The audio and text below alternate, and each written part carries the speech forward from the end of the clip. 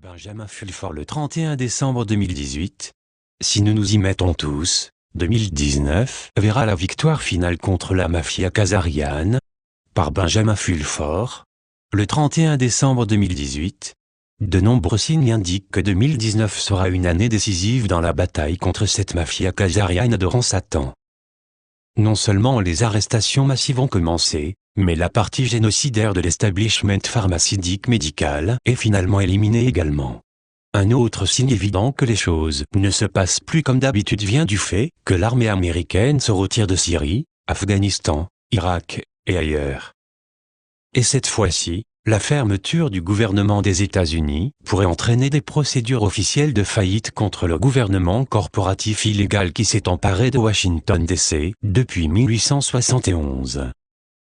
Commençons par les retraits de l'armée américaine, car cela représente l'un des plus grands changements depuis la fin de la Seconde Guerre mondiale, lorsqu'a commencé l'économie du complexe militaro-industriel américain, basé sur la guerre perpétuelle.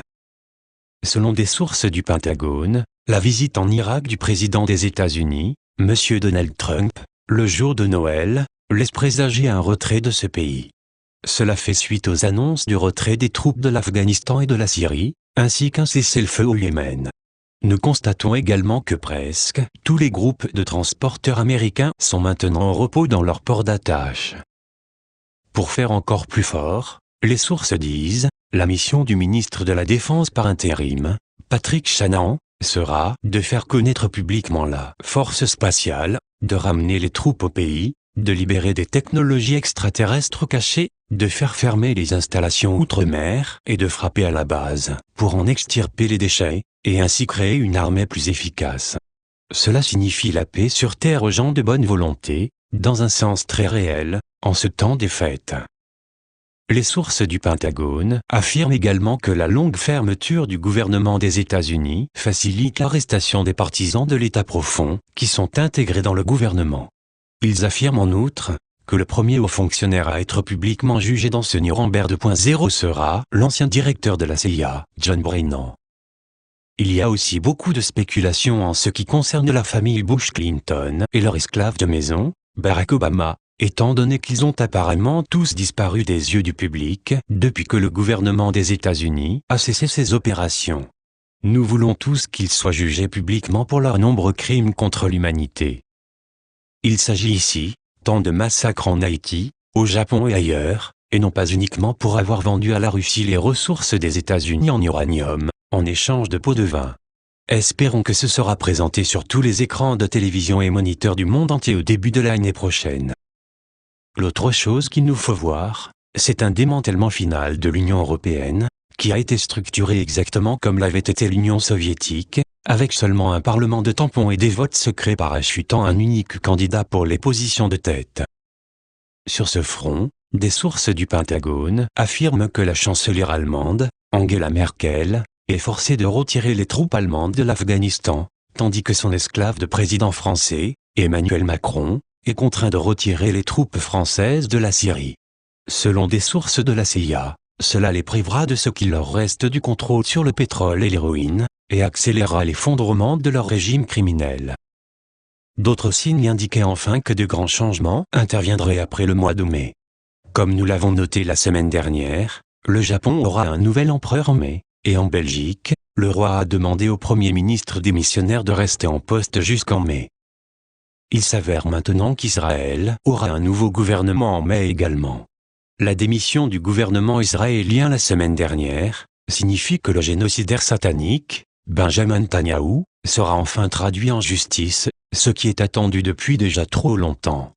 Des agents de haut rang des services de renseignement de la Grande-Bretagne et des membres de la famille royale britannique affirment que ces événements se produisent parce que les agences mondiales de renseignement se préparent secrètement, depuis plusieurs années, à faire tomber le gouvernement corporatif mondial. Ils ont utilisé comme principale référence une étude de l'Institut technique de Zurich qui a révélé le GNCC, ou Global Network of Corporate Control. La superstructure de cet arrangement est le triumvirat des corporations du District de Columbia, de la City de Londres et du Saint-Siège. Il n'est pas étonnant que j'ai souvent entendu parler de ces sujets discutés dans les rues, les bars et les restaurants des élites de Londres, la diplomatie et la discrétion requises sont difficiles à trouver parmi ceux qui sont motivés par la cupidité personnelle et corporative. Cela prend d'eux ce qu'ils ont de meilleur, où le diable se cache dans les menus détails, a déclaré une source de la famille royale britannique.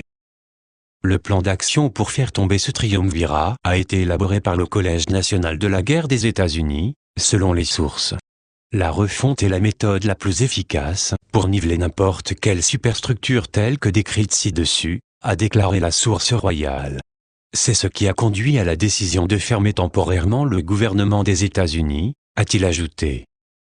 Cette source a également déclaré que ce sont les familles royales européennes et asiatiques qui ont décidé de déloger les Rothschild et autres dynasties bancaires du contrôle du système financier.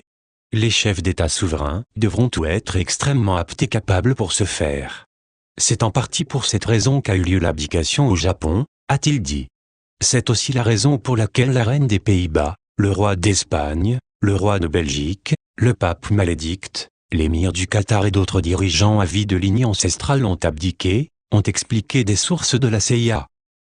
Selon ce membre de la famille royale, le nouveau gouvernement mondial, c'est-à-dire l'alliance de toutes les têtes souveraines, devra être bien plus lumineux et fort que n'importe quelle entreprise du monde. Il faudra aussi les protéger massivement et les mettre à l'abri de toute influence.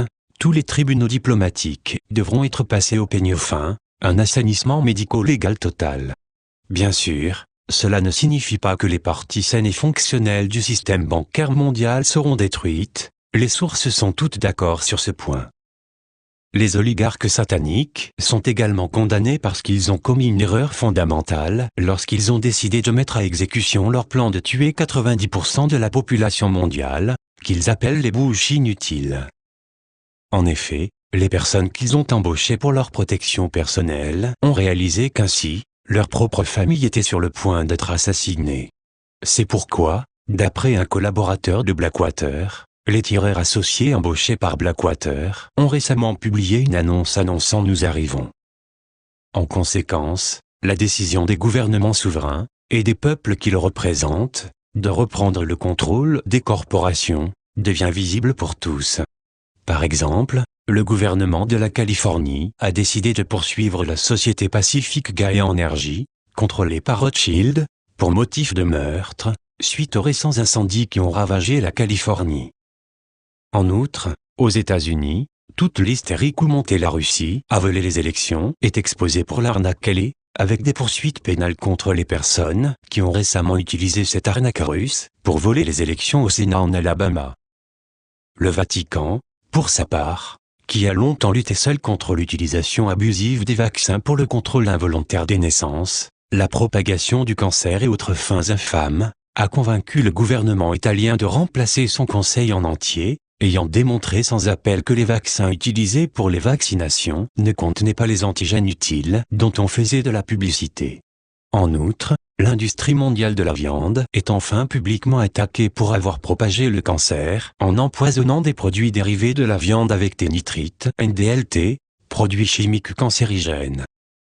Enfin, nous aimerions terminer ce dernier rapport de 2018 avec quelques lueurs d'espoir venant du monde de la nature.